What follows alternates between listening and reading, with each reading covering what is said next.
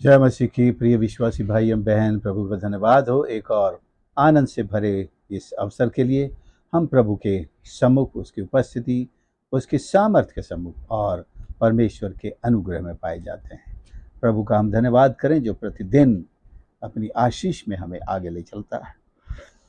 आज का मनन प्रियो एक बहुत ही सुंदर विषय पर है, जिसे सारी दुनिया में विचार के तौर पर अनेक प्लेटफॉर्म पर आपने सुना है। वह है कि एक मसीही दृष्टिकोण क्या होता है।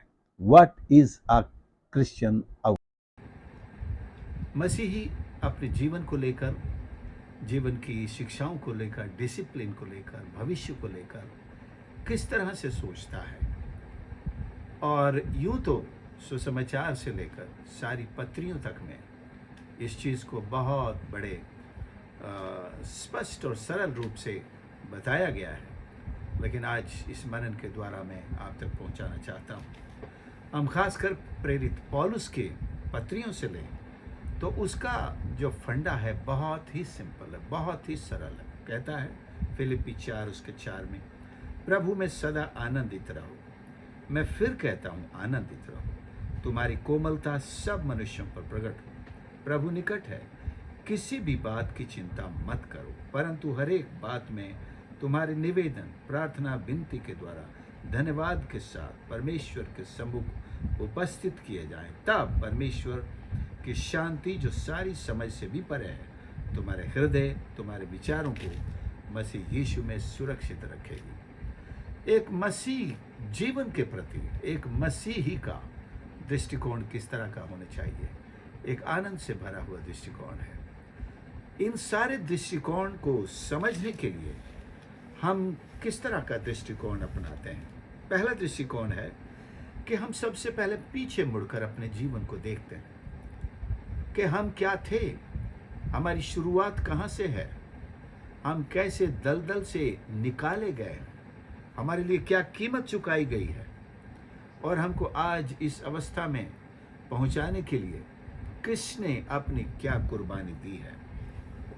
इससे पहले तीसरे अध्याय को भी पढ़ेंगे तो वहाँ भी मसीही दृष्टिकोण का एक पूरा यानी कि परिदृश्य हमारे सामने आता है कि मैं निशाने की ओर दौड़ा चला जाता हूँ।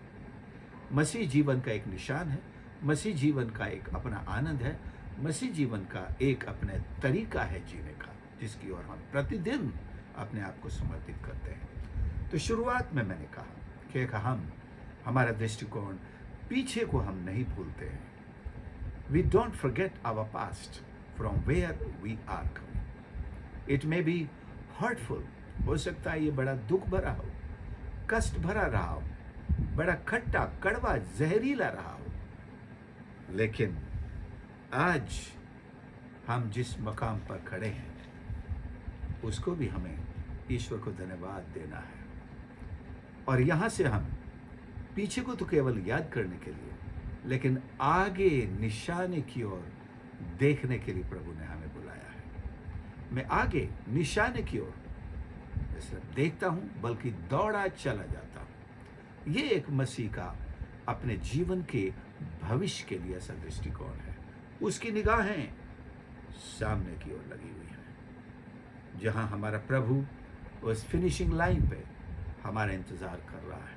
हम एक अच्छी कुश्ती लड़ रहे हैं, विश्वास की रखवाली में हम अपना खून पसीना भी बहा रहे हैं, दुनिया की सब निंदा भी सह रहे हैं, दुखों का पहाड़ भी तोड़ रहे हैं, उसका भी सामना कर रहे हैं, लेकिन हमारी नजरें, हमारा फोकस, हमारा दृष्टिकोण जो सामने टिका हुआ है, भविष्य पर टिका हुआ, भविष्य की आशा पर टिका हुआ है। मसीह के साथ उठाए जाने से लेकर उसके साथ न सिर्फ 7 साल, उसके साथ 1000 साल और युगान युग तक रहने पर हमारा फोकस टिका हुआ है। We look forward to being with Christ, spending our eternity with him. और एक आयाम है जिसे हम ऊपर, अपवर्ड डिमेंशन कहते हैं, वो है कि हम परमेश्वर को अपने जीवन का आदर्श मानते हैं। हम मनुष्यों से रहने के अंदाज नहीं सीखते हैं। हमारा प्रभु, हमारा परमेश्वर, वो हमें हमारी जीवन शैली देता है, सिखाता है, चलाता है, बढ़ाता है।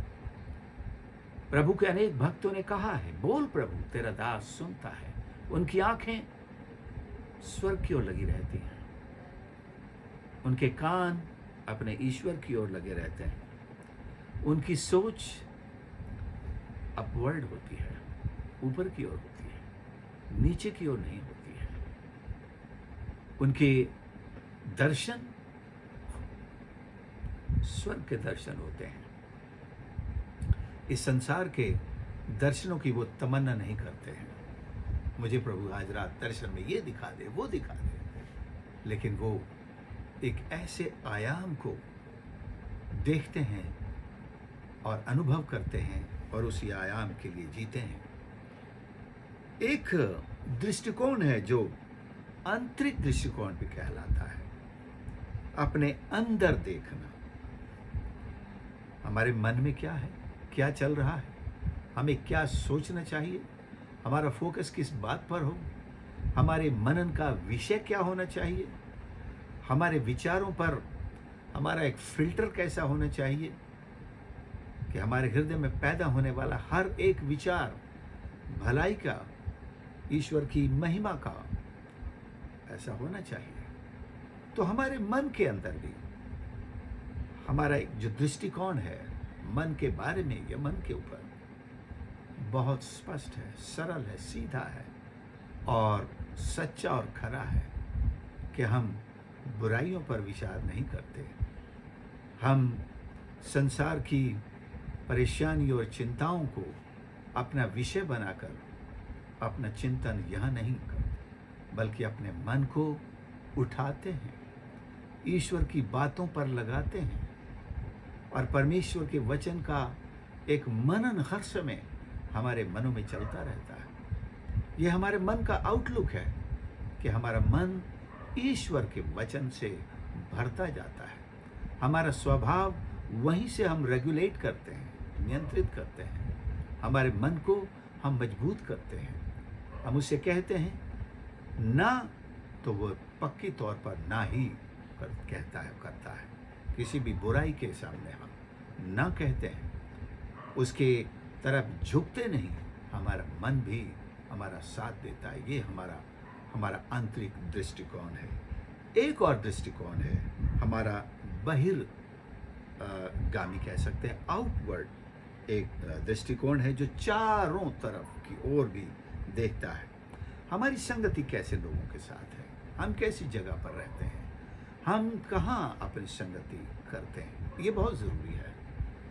परमेश्वर के लोग हमारे साथ रहते हैं, परमेश्वर के लोगों के साथ हमारी संगति, हमारी भक्ति, हमारी आराधना, परमेश्वर की स्तुति, ये सब हम ऐसी संगति में, ऐसे लोगों के ऐसे माहौल में उठते बैठते हैं जहाँ परमेश्वर की बातें होती हैं, जहाँ परमेश्वर का आनंद होता है, जहाँ परमेश्वर के लोगों में परमेश्वर की चर्चा होती है। बुराई की चर्चाओं में नहीं, ठट्ठा करने वालों की मंडलियों में नहीं, और हर तरह की बुरे कामों की ओर घसीटने वाले दोस्तों में नहीं, बल्कि हम परमेश्वर के लोगों में, हम वहाँ पर अपने आप को रखते हैं। इस तरह से परमेश्वर एक मसीही दृष्टिकोण को किस प्रकार से अपने वचन के द्वारा एक पवित्रता, एक सामर्थ प्रदान करता है, और ऐसी दृष्टिकोण रखने वाला इंसान किस प्रकार से आनंद में रहता है, आगे की ओर देखता है और अपनी एक दौड़ में रहता है, और उसकी आंखें निरंतर क्रूस पर, परमेश्वर पर, मसीह पर लगी रहती हैं। जो बातें पीछे रह गई हैं, जिन्हें हमने छोड़ दिया है, जो छूट गई हैं, चाहे दुनिया ने हमसे छीन ली हैं, हम उनके लिए रुकते नहीं हैं, रोते नहीं हैं। उन्हें पकड़ने के लिए हम पीछे देखते तक नहीं हैं, क्योंकि जो आगे है उसकी तुलना पीछे की वस्तुओं से कभी नहीं कर सकते। वो हजारों लाखों गुना ज़्यादा कीमती है।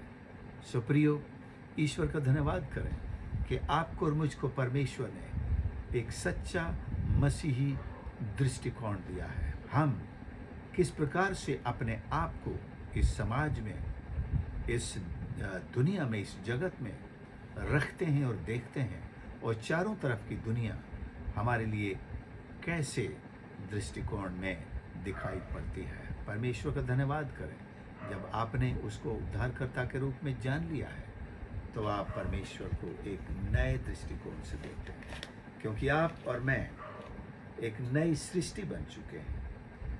हमारी भावनाएं भी नई हैं, हमारी महत्वाकांक्षाएं भी नहीं, हमारे सपने भी इस संसार से ऊपर हैं, बल्कि हम इस संसार के लिए तरस खाते हैं, इस संसार के लिए प्रार्थना करते हैं, लेकिन ये संसार अब हमारी दौड़ नहीं है, ये संसार अब हमारा निशाना नहीं है। हमारा दौड़, हमारा निशाना, हमारा परमेश्वर और स्वर्ग का राज्य है, जहाँ पर हम अपने प्रभु परमेश्वर के साथ युगान युग रहने वाले हैं। परमेश्वर इन बातों के द्वारा हमारी मदद करे, सहायता करे और हमारे दृष्टिकोण को दृढ़ करे कि हम इस बाइबल के वचन के अनुसार, इस क्रिस्तीय दृष्टिकोण पर मजबूती के साथ बने रहें। आइए हम प्रार्थना करें।